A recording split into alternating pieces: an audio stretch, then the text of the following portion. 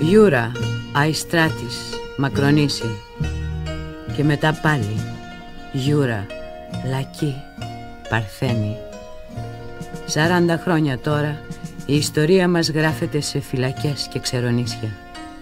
Και όποτε ο λαός, ξεπερνώντας φοβίες και καταπίεση, ζητήσει περισσότερο ψωμί και ελευθερία, τότε έρχεται ένας λοχείας, ένας στρατηγός, ένας συνταγματάρχης.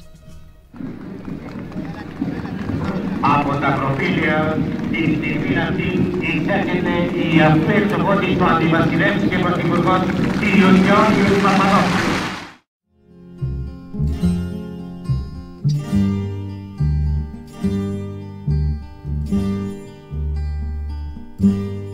Είναι χώμα έρημο προδομένο εδώ, χώμα που του μάτωσαν τη χαρά. Είναι βράδυ άδειο βασανισμένο εδώ, βράδυ που σκοτώνουνε τα πουλιά. Είναι νύχτα κίτρινη με νεκρά παιδιά που κανείς δεν τα θυμάται πια. Θα χαθούμε εδώ, είναι κρύα φυλακή.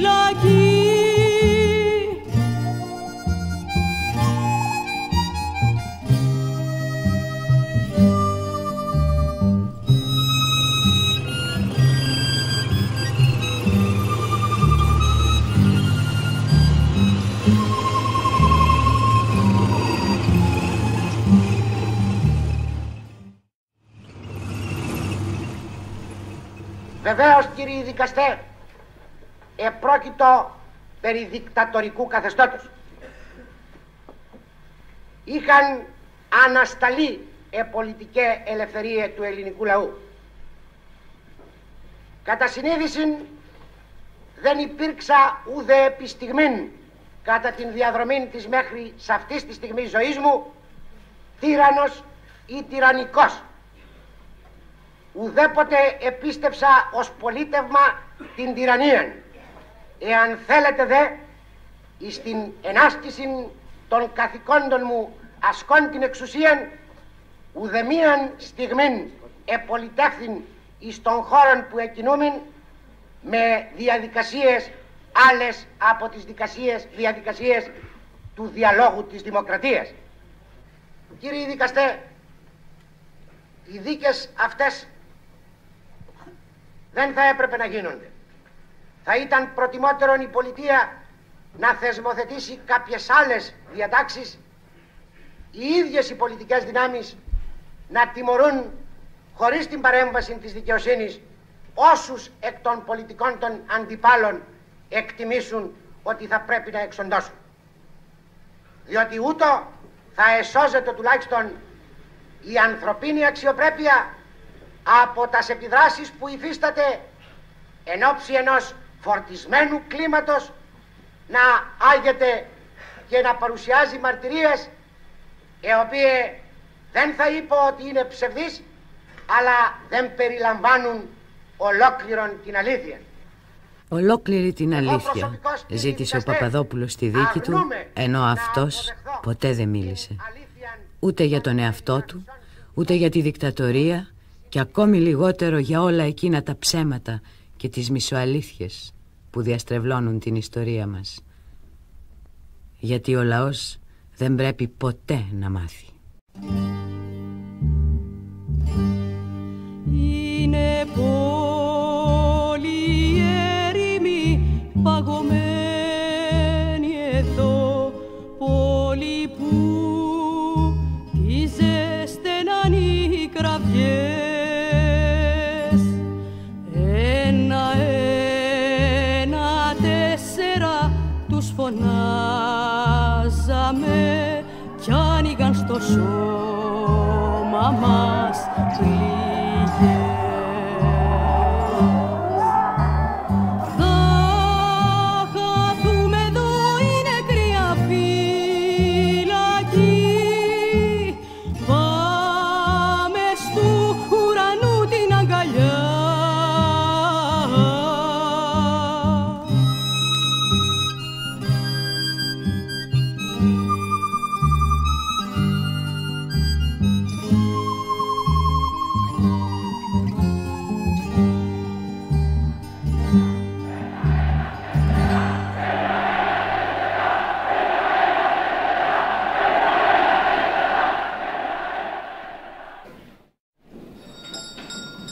Ορίστε, ο κύριος Ζωητάκης, παρακαλεί. Ορίστε, κύριε. Κύριε Πρόεδρε, κύριε Φέτε, η προεκλογική κίνηση ήρχισε με μεγάλη έξαψη εν Θεσσαλονίκη και Αλαχού. Και βέβαια την πρωτοπορία είχε η νεολαία. Θα σας αναφέρω και ένα συγκεκριμένο περιστατικό επ' αυτού, για να σχηματίσετε μία αμυδράν εικόνα. Επί μιας εκ των κεντρικότερων οδών της Θεσσαλονίκης, στην οδόν Τσιμισκή, είχον ενοικιαστεί γραφεία της νεολαίας της ΕΡΕ και της νεολαίας της ΕΔΗΝ, ακριβώς απέναντι το ένα από το άλλο. Εκεί λοιπόν συνεκεντρούντο καθεσπέραν οι νεολαίες των δύο παρατάξεων, ΕΡΕ και ΕΔΗΝ, προσήρχοντο και εις ενίσχυση οι λαμπράκηδες, παρετάσσοντο η μεν απέναντι των δε επί των πεζοδρομίων, ήρχιζε η ανταλλαγή ύβρεων και τα λοιπά και έσπευδε η αστυνομία και επενέβαινε για να τους διαχωρίσει. Αλλά τούτο είχε και γενικότερον αντίκτυπον, διότι εν τω μεταξύ παρεκολύεται η κυκλοφορία, τα πέριξε βρισκόμενα κέντρα ψυχαγωγίας έκλειναν, ο κόσμος αγανακτούσε και μου έλεγε τι θα γίνει αυτή η κατάσταση. Κάθε απόγευμα έχουμε αυτό το πράγμα και εγώ ήμουν υποχρεωμένος να διατηρώ ορισμένα τμήματα επιφυλακής δια μια περίπτωση ανάγκης. Εν τω μεταξύ τα κόμματα ήρχισαν να προγραμματίζουν τα περιοδίαστον και τους διαφόρους λόγους τους προεκλογικούς. Μεταξύ λοιπόν αυτών ανηγγέλθη και στη Θεσσαλονίκη ότι την 23η Απριλίου θα προσήρχεται ο αρχηγός της Ενώσεως Κέντρου για να εκφωνήσει των προεκλογικών του λόγων. Η κατάσταση από την είδηση αυτήν έγινε αντικείμενο εκμεταλλεύσεως και άρχισαν να διαδίδονται ποικίλε φήμε και πληροφορία. Βασικό όμως ήταν ότι λόγω της γνωστής στάσεως της αριστεράς πτέρυγος της Ενώσεως Κέντρου θα επικρατούσαν τα συνθήματα της αριστεράς ενισχυόμενα από τους κομμουνιστάς και ότι οπωσδήποτε για να επιτύχουν επίδειξη δυνάμεως και να επηρεάσουν τον πληθυσμό κατά την ψηφοφορία θα εγενόντο πολλές, θα δημιουργούντο πιθανότατα ανησυχία και ίσως θα διαταράσει το η τάξη. Άλλη πληροφορία έφερον ότι ο Γεώργιος Παπανδρέου, συνοδευόμενος από το αεροδρόμιο προς τον χώρο της συγκεντρώσεως στην Θεσσαλονίκη, θα τον ακολουθούσαν τιμητικώς 200 υπείς επιλευκών ύπων. Όλα αυτά δημιούργουν μια ατμόσφαιρα ηλεκτρισμένη και μεταξύ του κύκλου των αξιωματικών. Και προσπαθούσαμε να συγκρατήσουμε την κατάσταση και να μπορέσουμε να διαγνώσουμε περί τίνους πρόκειται. Όλοι κατήχοντο υπό μεγάλης ανησυχίας και άλγους, όλοι συζητούσαν περί της εκβάσεως της καταστάσεως και ότι περί του τι θα γίνει. Ναι, βέβαια. Να, αν πάρουμε και άλλα περιστατικά, μήπως ήσασταν εδώ, δεν ξέρω αν ήσασταν ελεύθερος, τις παραμονές των βουλευτικών εκλογών, όπου στη μια γωνιά της οδού Πανεπιστημίου ήταν το Α κέντρο και λίγο παρακάτω ήταν το δεύτερο και λίγα και άλλα 50 μέτρα πιο κάτω, στον ίδιο δρόμο ήταν 3 κόμματα με μεγάφωνα, με θούρια, με δεν ξέρω τι, και γίνονται και μικροφασαρίες και κάνα κεφάλι μπορεί να έσπασε. Αυτά τα ξέρουμε. Λοιπόν, στην Ελλάδα δεν είναι πολύ συχνά φαινόμενα ότι κάθε βουλευτική εκλογή τελείωνε και με μερικούς φόνους, αν έχετε ακούσει παλαιότερα εποχή. Αν λοιπόν σε κάθε εκλογή που εγίνονται 2-3 φόνοι, τότε θα έπρεπε κάθε εκλογή να έχουμε και μια δικτατορία για να γλιτώνουμε. Ασφαλώς όχι. Αλλά κύριε Πρόεδρε, θα πρέπει να λάβετε υπόψη σας ότι υπήρχε εν Ελλάδη το προηγούμενο, το οποίο τουλάχιστον εις ουδεμίαν χώραν της Ευρώπης, της λεγόμενης Δυτικής, είχε επαναληφθεί. Υπήρχε το προηγούμενο των 3 γύρων της κατοχής, του Δεκεμβριανού κινήματος και του Συμμορετοπολέμου, ο οποίος επί 3 ετία εταλάνισε την χώρα. Και των χιλιάδων θυμάτων και καταστροφών. Είναι στέρνα έρημη ξεχασμένη εδώ, στέρνα που της χλέψανε το νερό. Είναι λίμνη άδεια και βαλτωμένη εδώ, που έστησε ο χάροντας πόνο. Θα χαθούμε εδώ, είναι κρύα φυλακή. Πάμε στου ουρανού την αγκαλιά. Βγαίνει ο ήλιος πάντα το πρωί, εκεί πάμε θα φανεί η ξαστεριά.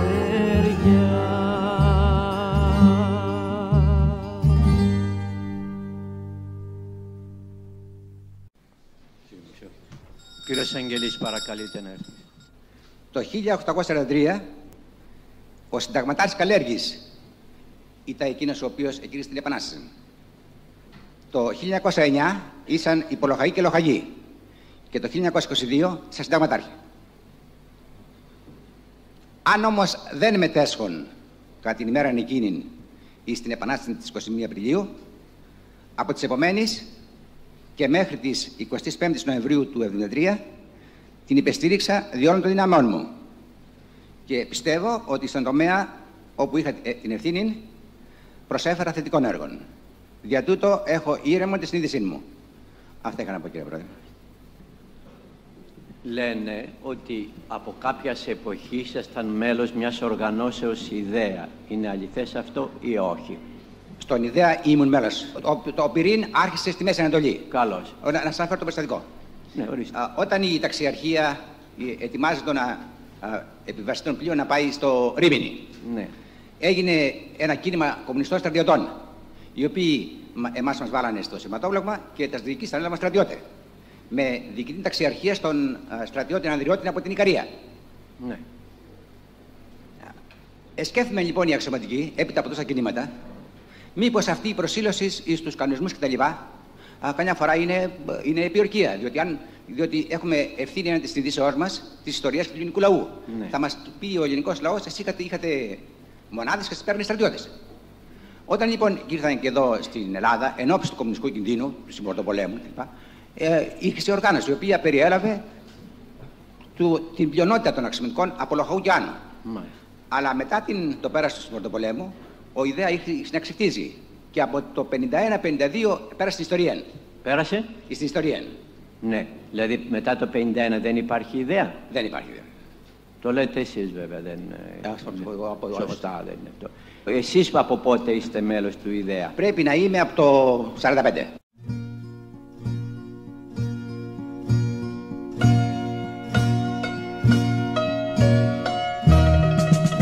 Ελλάδα 1945. Το τέλος του Δεύτερου Παγκόσμιου δεν θα γιορταστεί στον τόπο μας. Η απελευθέρωση για μας ήρθε και πέρασε χωρίς να μείνει, και οι άνθρωποι ουρά στα συσίτια των Άγγλων. Τότε μια τσίχλα χάριζε ένα χαμόγελο, ένα ζευγάρι νάιλον κάλτσες, μια νύχτα έρωτα και λίγη σουλφαμίδα την αιώνια ευγνωμοσύνη. Αργά, διαβρωτικά, μέσα από το φόβο και την εξαθλίωση περνούσε το μήνυμα: οι Άγγλοι έχουν κανόνια, οι Άγγλοι έχουν ψωμί. Κι είχαν κανόνια, κι είχαν ψωμί οι Εγγλέζοι, και ακόμα είχαν όλους εκείνους τους μεταξικούς και βασιλόφρονες αξιωματικούς που μαζί με δοσύλλογους και ταγματασφαλίτες ίδρυσαν στις 24 Οκτώβρη του 1944 τον ιδέα, τον ιερό δεσμό Ελλήνων αξιωματικών. Μετά θα έρθουν τα Δεκεμβριανά και αργότερα ο εμφύλιος. Ποιες είναι οι ευθύνες της οργάνωσης για το νέο διχασμό των Ελλήνων? Πολλοί ξέρουν, κανείς δεν μιλά και τα ντοκουμέντα μένουν στο σκοτάδι. Πάντως, όπως και να είναι, τα σχέδια των Βρετανών πραγματοποιήθηκαν και οι Έλληνες αλληλοσφαγήκαν. Όλα αρχίσαν τότε, στις 3 Δεκέμβρη του 1944. Από το πρωί χιλιάδες λαού πλημμυρίζουν το κέντρο της πόλης, σε μια διαδήλωση που μπορούσε να μείνει ειρηνική. Στις 11 παρατέταρτο ακριβώς πέφτουν οι πρώτοι πυροβολισμοί από το αρχηγείο της αστυνομίας στο Σύνταγμα, και την ίδια στιγμή βρετανικά τάγκς χτυπούν το αρχηγείο του ΕΑΜ στην οδό Κορέη. Ένας νέος, να ήταν 19-20 χρονών, βγαίνει από τη στοά, κάνει να φύγει. Δίπλα στο εγγλέζικο τάγκς ένας με στολή. Μπορεί Έλληνας, μπορεί ξένος. Σηκώνει το περίστροφο. Παραπατάει το παλικάρι μια σφαίρα στην πλάτη. Πέφτει.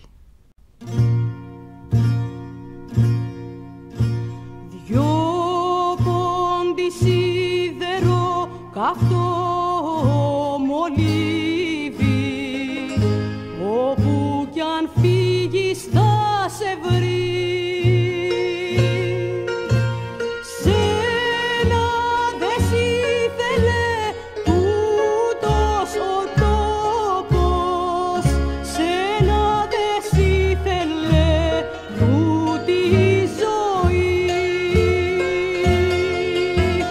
Σένα δε σ' ήθελε τούτος ο τόπος, σένα δε σ' ήθελε τούτη η ζωή. Θα σουν 8, θα σουν 9, καράβι μέσα στο βοριά, χωρίς τιμόνι. Όταν στην πέρα τη γωνιά ξαμόλυσες την πετριά, στο Γερμανό και γίνε σκόνη. Ούτε σχολείο, ούτε παπάς, ούτε Ευαγγέλιο να φυλάς δεν είχες τότε. Μόναχος έμαθες γραφή, ψελίζοντας σε συλλαβή το εψιλόν, το αλφα και το μη. Κι όλο να λες, να κλαις και να ματώνεις,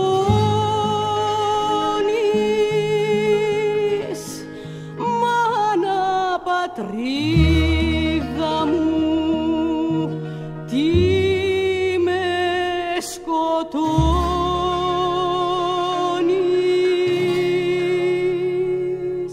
Και τώρα πια στα 19, καράβι ακόμα στο νοτιά, χωρίς τιμόνι.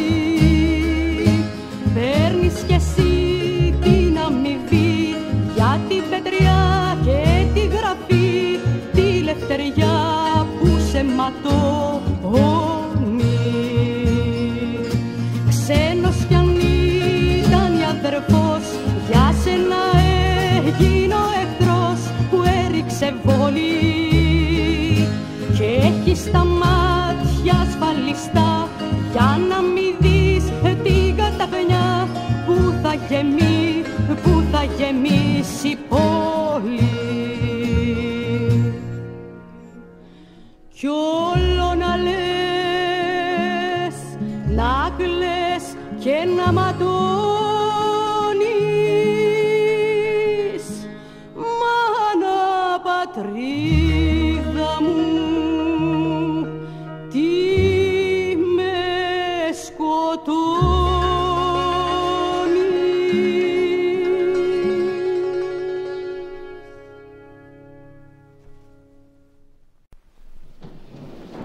Παναλαμβάνεται συνεδρίες.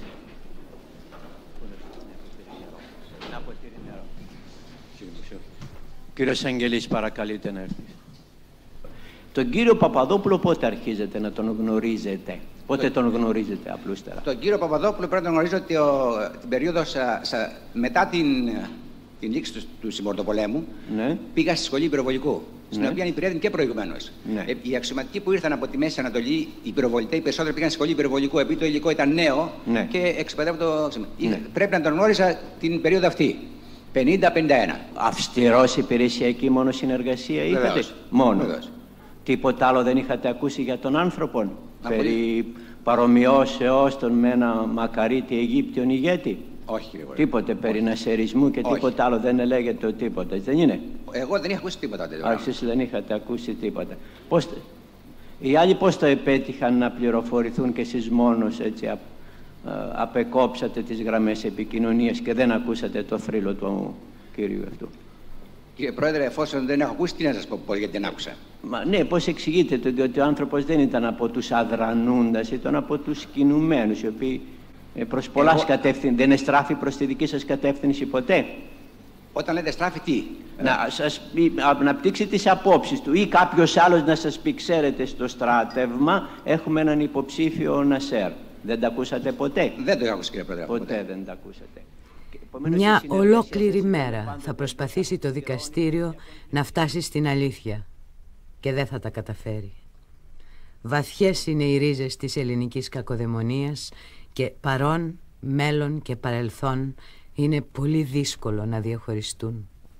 Το 1951 πάντως ήταν μια σημαντική χρονιά για τον ιδέα, γιατί τότε η οργάνωση διασπάστηκε σε αγγλόφιλους και αμερικανόφιλους. Ο Παπαδόπουλος μάντεψε σωστά ποιοι θα είναι οι μελλοντικοί κηδεμόνες της Ελλάδας και από τότε αρχίζει η πραγματική του σταδιοδρομία. Το 1951, σαν ταγματάρχης εκπαιδευτής στη Σχολή Πυροβολικού στο Μεγάλο Πεύκο, θα ιδρύσει εκεί τη δική του συνωμοτική ομάδα, την ΕΕΝΑ, την Ένωση Ελλήνων Νέων Αξιωματικών, που μέλη της θα γίνουν από τότε ο Λαδάς, ο Ιωαννίδης και οι περισσότεροι απριλιανοί σωτήρες. Το 1953 θα είναι ένας από τους στρατοδίκες που στέλνουν τον Μπελογιάννη στο απόσπασμα. Το 1955 οι στενοί φίλοι του τον ονομάζουν χαϊδευτικά Μικρό Νασέρ. Το 1957 οι συνωμοσίες του μελλοντικού δικτάτορα γίνονται γνωστές και τότε ο αρχηγός ΓΕΣ, στρατηγός Νικολόπουλος, αποφασίζει την απόταξή του. Ο στρατηγός αποστρατεύεται και ο Παπαδόπουλος προάγεται. Το 1958 θα είναι ένας από τους βασικούς οργανωτές των παρακρατικών ομάδων και 3 χρόνια αργότερα γραμματέας του σχέδιου βίας και νοθείας των εκλογών του 1961, του περιβόητου σχέδιου Περικλής. Μετά θα έρθει η δολοφονία του Λαμπράκη και τότε ο πρωθυπουργός Καραμανλής θα φωνάξει απελπισμένα: ποιος επιτέλους κυβερνάει αυτόν τον τόπο? Εγώ υπήρξα ο αρχηγός της Επαναστάσεως. Εγώ, κύριοι δικαστέ, απεφάσισα την κήρυξη του στρατιωτικού νόμου. Εγώ διέταξα την χρησιμοποίηση και των στρατιωτικών τμήματων εφόσον απαιτείται προς βοήθεια των αστυνομικών δια την επιβολή της τάξεως και του νόμου. Δεν υπήρξα απάνθρωπος σε καμιά στιγμή της ζωής μου. Εσεβάστηκα πάντοτε την ανθρωπίνη ζωή και την ανθρωπίνη αξιοπρέπεια. Κύριοι δικαστέ, Διερωτήθη όμως κανείς πώς θα έπρεπε να περάσουμε το φράγμα από την δικτατορία στην ομαλότητα. Διερωτήθη κανείς ποια ήταν η διαδικασία η οποία επιτούντο για να επανέλθουν οι στρατιώτες και τα στελέχη των ενόπλων δυνάμεων στον στρατόνα από την ανάμειξη ισίαν έκταση την ήχων κατ' εκείνη την περίοδο. Διερωτήθη κανείς ποιον πρόβλημα ευθύνης τεράστιων αντιμετώπιζε ο υποφαινόμενος. Προσέτρεξε κανείς εις το να τον ακούσει και να του προσφέρει την συμβολή του για να επανέλθει επιτέλους εις τον τόπο αυτόν η δημοκρατία. Βρήκαν τις πόρτες ανοιχτές και μπήκαν οι εχθροί μας. Σύραν μισούς στις φυλακές κι άλλους εξερονίσια. Τους λίγους τους καλύτερους δεν να τους φάει το χώμα.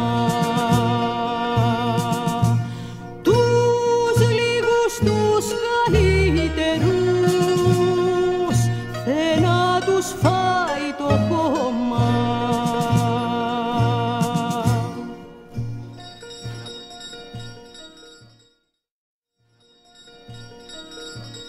Παρακαλείται ο κύριος Ποντιδάκης, ορίστε κύριε. Θα μου επιτρέψετε να αναγνώσω ορισμένα δελτία από τα οποία φαίνεται ποιος είναι ο πραγματικός κίνδυνος ή τουλάχιστον ποια πληροφορία έφταναν μέχρι σε μου. Ειδικών δελτίων πληροφοριών της 8ης Μαρτίου του 1967. 8ης Μαρτίου του 1967. Περιήλθον ημίν εκάτοτη πληροφορία την εστίθενται υπόψη. Μαχητικά στελέχη του κομμουνισμού προετοιμάζουν ανατινάξεις στρατιωτικών εγκαταστάσεων. Εις περιοχήν Πατρών θα αποβιβάσουν όπλα από ρωσικά πλοία, ομοίως και κομμουνιστικοποιούνται ως Ρώσοι ναύτε. Αυτό το πράγμα που ρωσικά όπλα, πήγατε και το είπατε στην υπεύθυνο κυβέρνηση, αυτή ξέρει με ποιες χώρες βρίσκεται σε φιλικές, ουδέτερες σχέσεις, εχθρικές. Τα δελτία αυτά δίδονται και στον Υπουργό Εθνικής Αμήνης. Ναι. Αλλά συνεζήτησα με τον κύριο Παλιγούρα κατ' επανάληψη και στο σπίτι του και εγώ και ο Αβιέρης και στο γραφείο του επί των ανησυχιών του στρατού.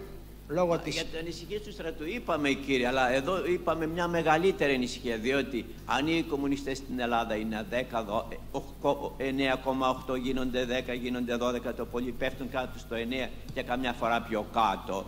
Το να υπάρχουν ρωσικά όπλα με μια τεράστια δύναμη να θέλει να επέμβει στην Ελλάδα, ή είναι κάτι σοβαρό που πρέπει να το ελέγξετε, ή είναι κάτι το καταγέλαστο που πρέπει να πιάσετε αυτούς τους κυρίους που σας να το ελέγξω.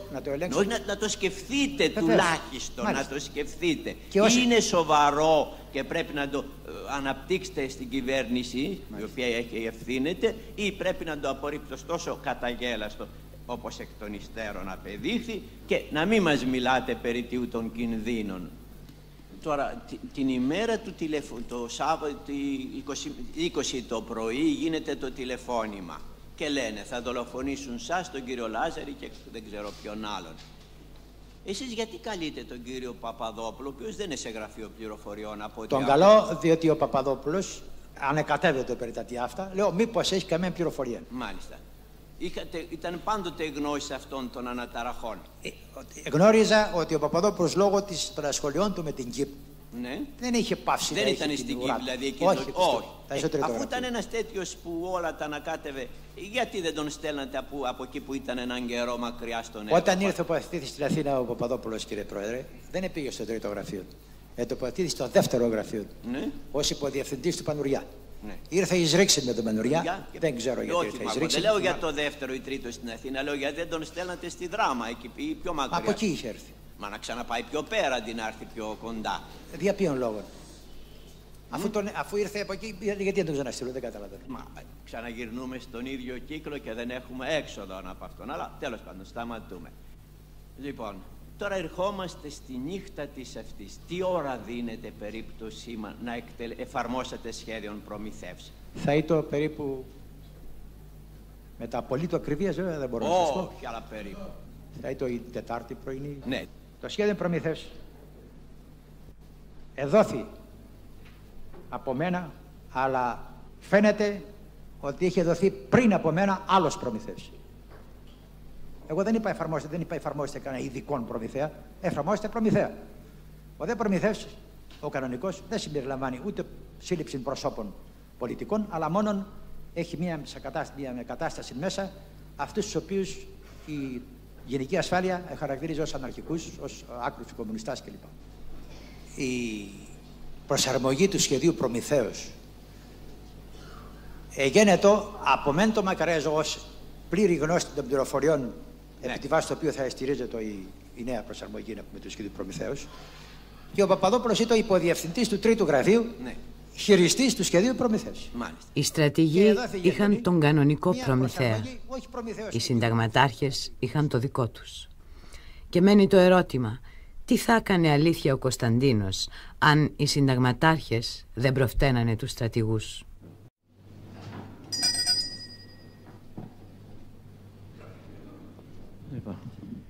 Κύριε Πρόεδρε, κύριε Εφέτε, χωρίς να είμαι βασιλικός, εντούτοις... Όχι, τότε να είστε βασιλικός ήταν ένδειξη νομιμοφροσύνης. Με συγχωρείτε. Ναι. Χωρίς να είμαι εκπεπιθήσεων βασιλικός, εντούτοις θα ήθελα να πω ότι από την εποχή του Όθωνος μέχρι το τέλος δεν υπήρξε περίπτωση να μην υπάρχει και ένας Χατζηπέτρος στα ανάκτορα. Παρά τα αυτά, εγώ δεν ήμουν βασιλικός. Ο Κωνσταντίνος εγνώριζε ποιος είμαι.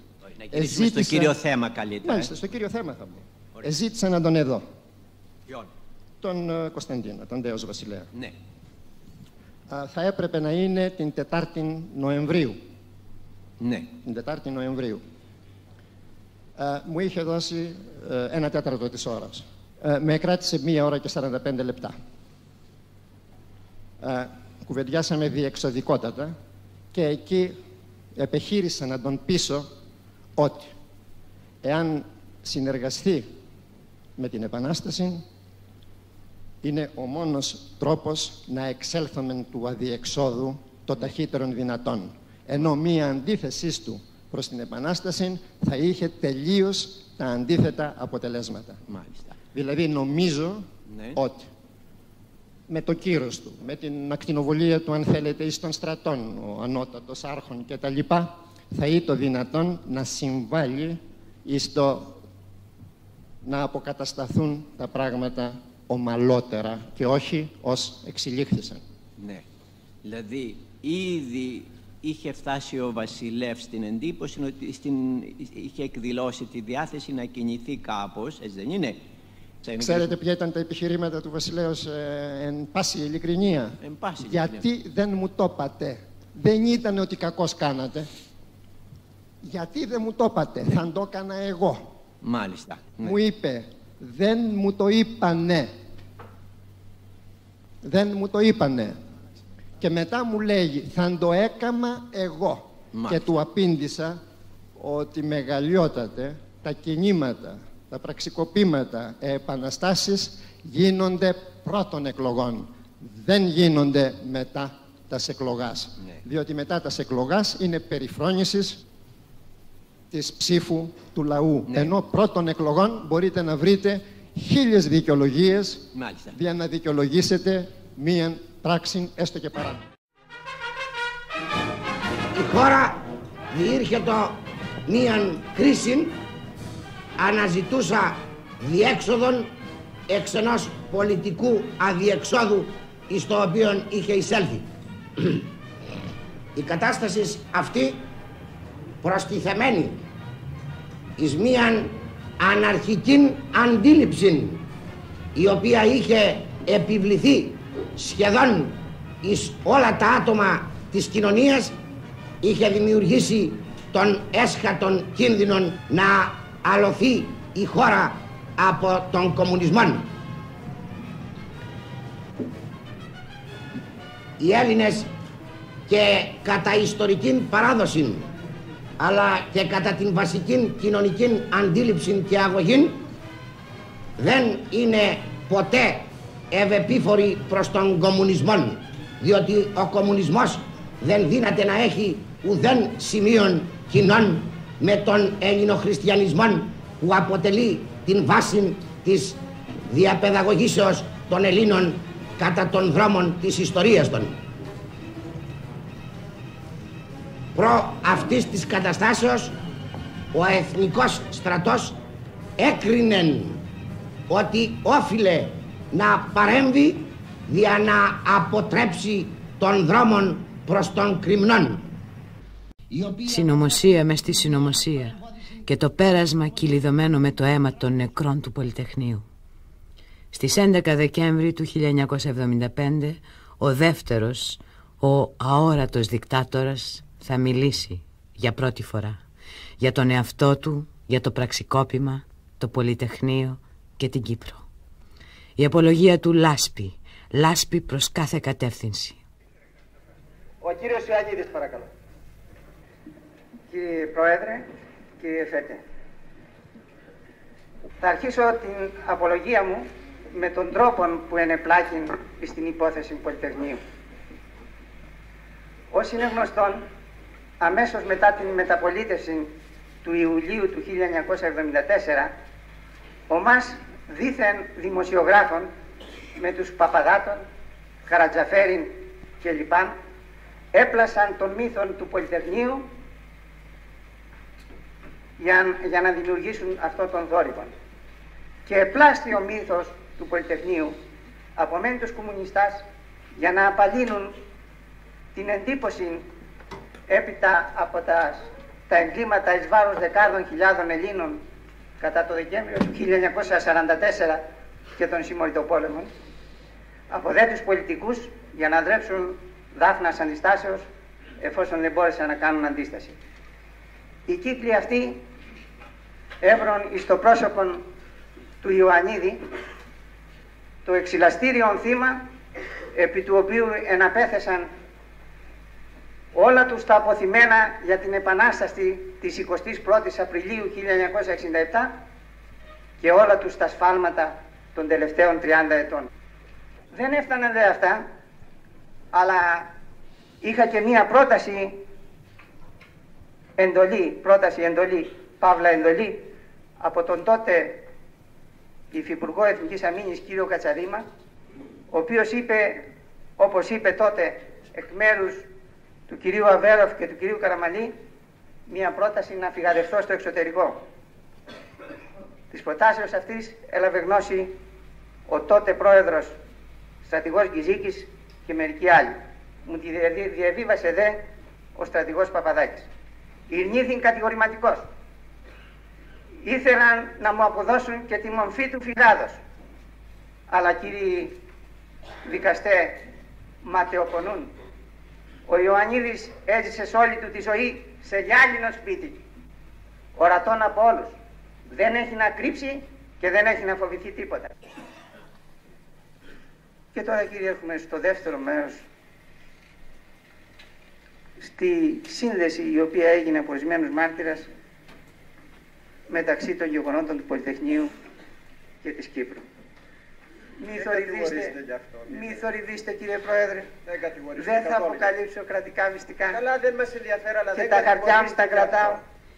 Μια ώρα θα μιλάει ο Ιωαννίδης για την Κύπρο χωρίς να πει τίποτα. Κρατάει και αυτό στα χαρτιά του, όπως και πολλοί άλλοι, και έτσι ο φάκελος Κύπρου μένει κλειστός. Πάντως είναι ιστορικά βεβαιωμένο ότι τα αμυντικά σχέδια της Μεγαλόνισσου δεν εφαρμόστηκαν. Τα ελληνικά τάγκς κυνηγούσαν για 36 ολόκληρες ώρες μακαριακούς και τουρκοκύπριους χωριάτες στο εσωτερικό του νησιού. Μακριά, πολύ μακριά από το πενταμίλι της Κυρίνιας, όπου οι Τούρκοι κάνανε αποβίβαση και όχι απόβαση. Λαθεμένη στρατηγική, προδοσία, κανείς μας δεν ξέρει. Ο φάκελος της Κύπρου μένει κλειστός. Βρήκα τις πόρτες ανοιχτές και μπήκαν οι εχθροί μας.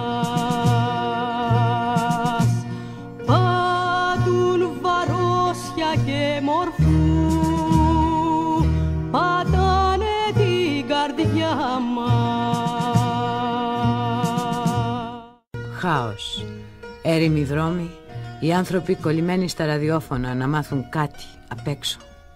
Η Χούντα θυμώνει τις εφημερίδες ακόμη και τώρα, λίγες μόνον ώρες πριν από ένα πόλεμο. Πόλεμο με την Τουρκία, αποφασίζει τυχοδιοκτικά ο Ιωαννίδης, και οι στρατηγοί προχωρούν σε γενική επιστράτευση, όταν και για την Αλβανία ακόμα είχαν κληθεί στα όπλα 10 μόνον κλάσεις. 500.000 άνθρωποι κάθε ηλικίας συνοστίζονται στους σταθμούς, παραλύοντας το κάθε τι. Λαθεμένη στρατηγική, προδοσία, κανείς μας δεν το ξέρει. Ο φάκελος της Κύπρου μένει κλειστός. Πάντως το μεσημέρι της Κυριακής, στις 21 Ιούλη του 1974, οι στρατηγοί αποφασίζουν ότι πόλεμος δεν θα γίνει και ότι ο Ιωαννίδης θα ανατραπεί. Ξέφρενα πανηγυρίζει ο κόσμος στους δρόμους τον ερχομό της δημοκρατίας.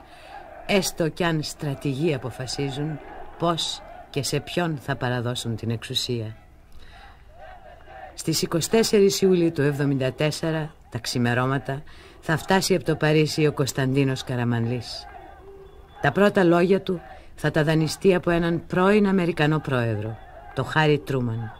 Εκείνο το οποίο έχω ως δήλωσή μου είναι αυτό το οποίο είπε ο Τρούμαν όταν κληθεί στην εξουσία διαδέχεται τον Ρούσβελτ. Boys, pray for me. Μετά θα ορκιστεί πρωθυπουργός μπροστά στους στρατηγούς και στον πρόεδρο Γκιζίκη. Και μετά θα απευθύνει μήνυμα προς το λαό.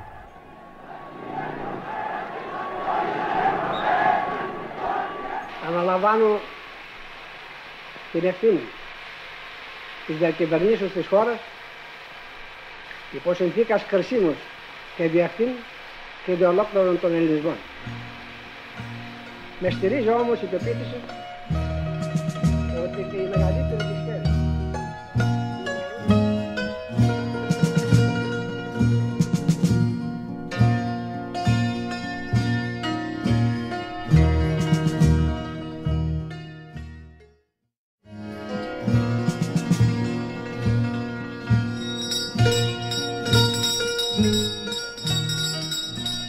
Επιβάλλεται σκάτω και ποινάς κατόπιν της ακροάσεως των κύριων εισαγγελέων και των κύριων υπερασπιστών.